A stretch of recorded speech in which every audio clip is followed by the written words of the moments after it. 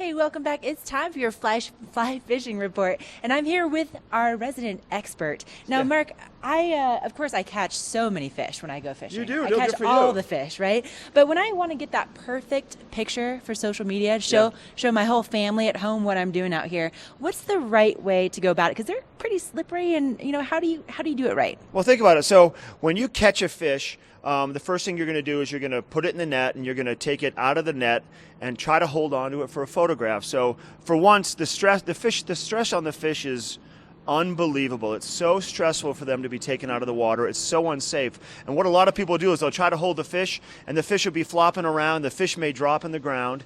And any fish that's out of the water for more than 30 seconds has a tougher time of surviving, even if they do swim away.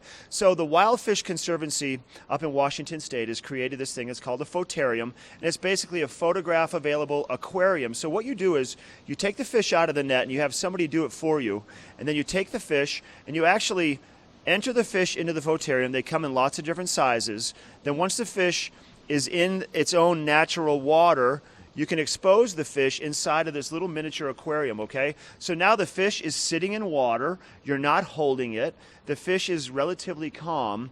You can actually pick the photarium up and examine the fish and the beauty of the fish and talk about the fish, take photographs of the fish, and it doesn't hurt the fish. So it's a lot less stress on the fish. People that have never held a fish before don't quite know what they're getting into. Some people don't want to hold a fish. No, they're slippery, and it's a little bit awkward. Yeah.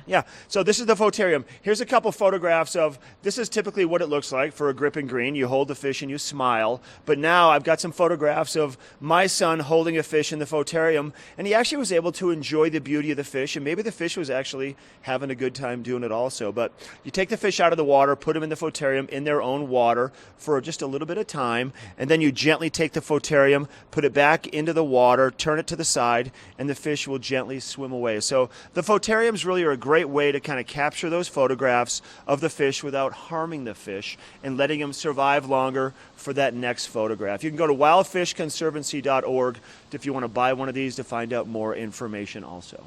I love that. I love all your information. It's so great. Coming up next, we're going to be taking a look at your local weather forecast, so don't go away.